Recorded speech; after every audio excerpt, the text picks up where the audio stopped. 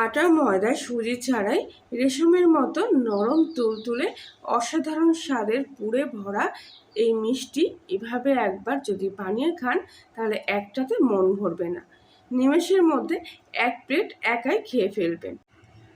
এই মিষ্টিগুলো তৈরির জন্য প্রথমেই আমি এখানে নিয়ে নিয়েছি কয়েকটা রুটি। এই রুটিগুলো এবার আমি চার সাইড থেকে কেটে এই কালো দাগগুলো বাদ দিয়ে দেবো। আমি এখানে যতটা পরিমাণ মিষ্টি বানিয়েছি তার জন্যে 7 থেকে 8টা স্ল্যাশ পাউরুটি লেগেছে। আপনারা যতটা বানাবেন সেই অনুযায়ী কম বেশি পাউরুটি এখানে নিয়ে নেবেন। তবে প্রত্যেকটা পাউরুটিরই এইভাবে ধারগুলো কেটে বাদ দিয়ে শুধুমাত্র ভেতরের সাদা অংশটা নিয়ে নিতে হবে। প্রত্যেকটা পাউরুটিরই সাদা অংশটা আমি এখানে নিয়ে নিয়েছি, বাকিটা কেটে বাদ দিয়ে দিয়েছি। এবারে একটা মিক্সিং বোর্ডের মধ্যে এই পাউরুটিগুলো টুকরো করে নিয়ে নিচ্ছি। এখানে নিয়েছি 1 কাপ পরিমাণ মতো দুধ। এবারে অল্প সামান্য একটু দুধ দিয়ে এই পাউরুটিটা খুব ভালো করে ভিজিয়ে একেবারে এখানেই ম্যাশ করে নিচ্ছি। ভিজিয়ে রেখে দেওয়ার কোনো প্রয়োজন নেই, একটুখানি এইভাবে হালকা হাতে চাপ দিলেই দেখবেন খুব সুন্দরভাবে পাউরুটিটা একদম ভিজে গিয়ে মাখা হয়ে গেছে।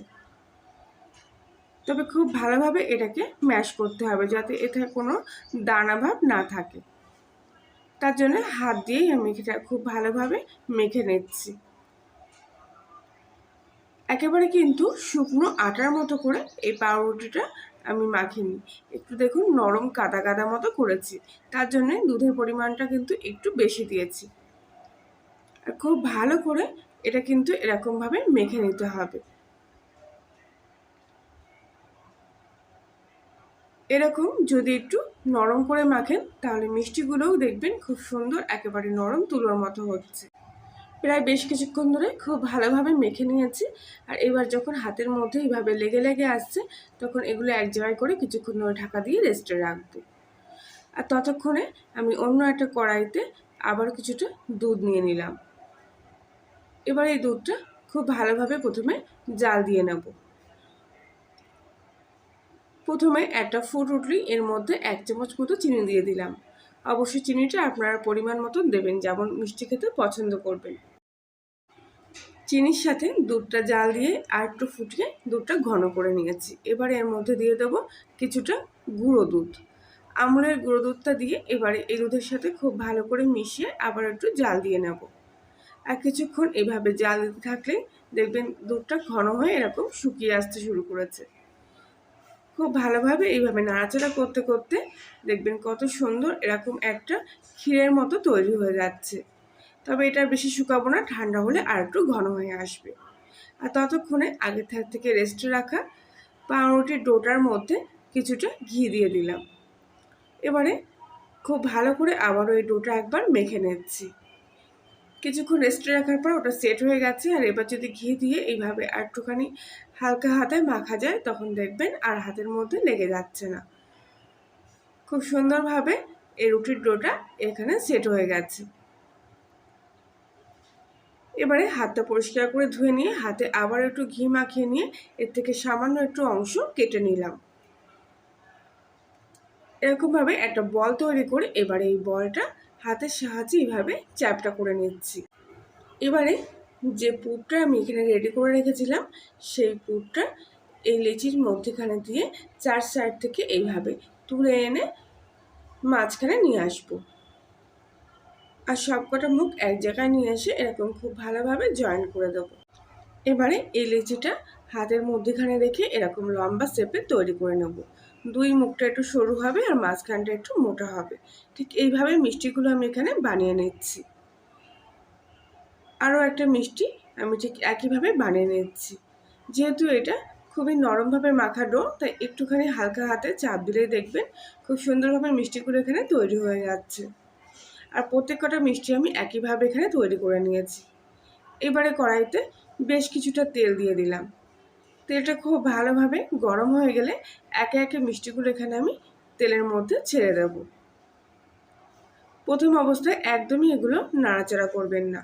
তেলে দেওয়ার পর এইভাবে একদম রেখে দেবেন যতক্ষণ না একটা পিঠ খুব ভালোভাবে লাল হয়ে যাচ্ছে। পুরো একটা সাইড এভাবে লাল হয়ে গেছে।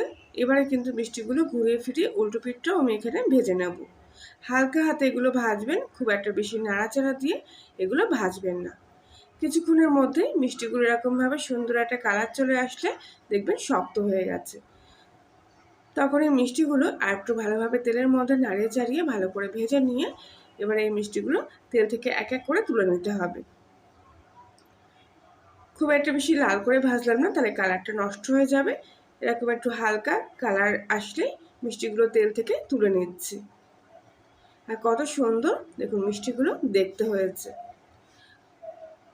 বাকি মিষ্টিগুলো আমি ঠিক একইভাবে এখানে ভেজে নিচ্ছি। সব মিষ্টিগুলো একইভাবে ভেজে তেল থেকে তুলে নিয়েছি।